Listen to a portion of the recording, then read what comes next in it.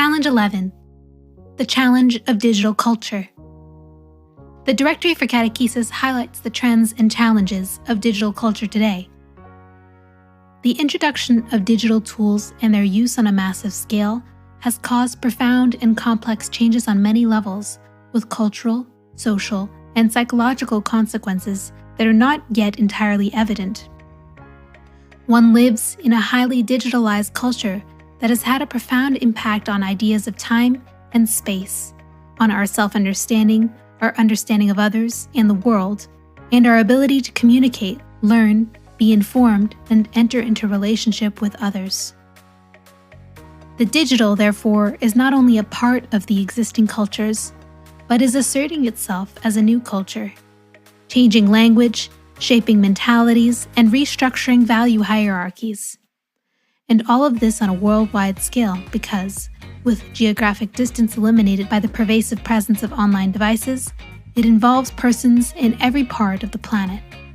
The effect of exponential digitalization of community and of society is leading to a genuine anthropological transformation. Digital natives, meaning persons born and raised with digital technologies in a multi-screen society, consider technologies as a natural element, feeling no discomfort in manipulating and interacting with them. By contrast, the current situation also includes the presence, especially as educators, teachers, and catechists, of digital non-natives, the digital immigrants, who were not born into a digital world but entered it later. The fundamental difference between these participants is the different mental approach that they have toward the new technologies and their use. There is also a difference in the style of discourse, which in the former is more spontaneous, interactive, and participatory. The directory highlights the anthropological transformation these technologies cause.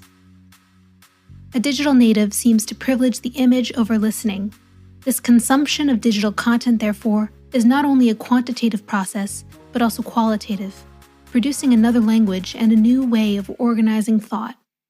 Multitasking, hypertextuality, and interactivity are only some of the characteristics of what appears as a new and unprecedented way of understanding and communicating that characterizes the digital generations.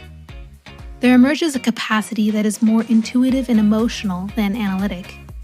The art of storytelling, which uses the principles of rhetoric and a language of its own adopted from marketing, is considered by the young as more convincing and compelling than the traditional forms of discourse.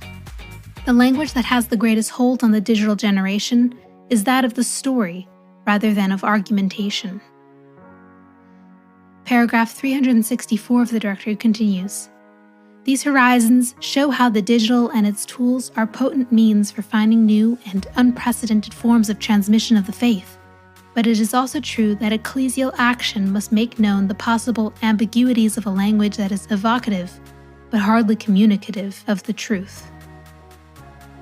The directory also addresses digital culture and educational questions.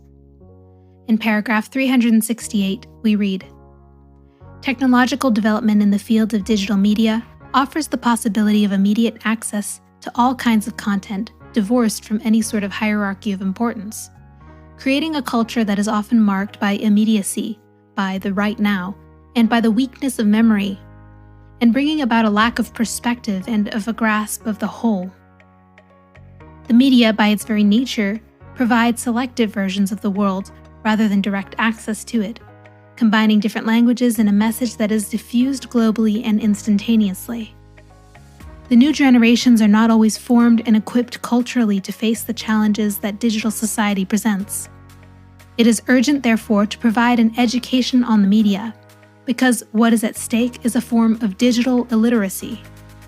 Amid unending digital production, today's illiterates will be those who are unable to perceive the differences in quality and reliability of the various digital content they find before them.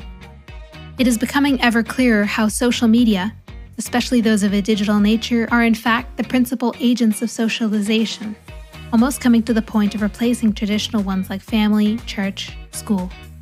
Intersubjectivity seems to be ever more developed in the social networks, and ever less so in traditional social spaces. On a practical level, one must evaluate and understand the limitations of the implicit learning experiences that the digital era provides on a daily basis. Many personal forms of interaction have become virtual, entirely replacing the need, especially in the younger generations, for traditional forms of relationship, blocking them from direct contact with the pain, the fears, and the joys of others, and the complexity of their personal experiences. What challenges and opportunities does the intersection of digital culture, languages, and tools present for catechesis?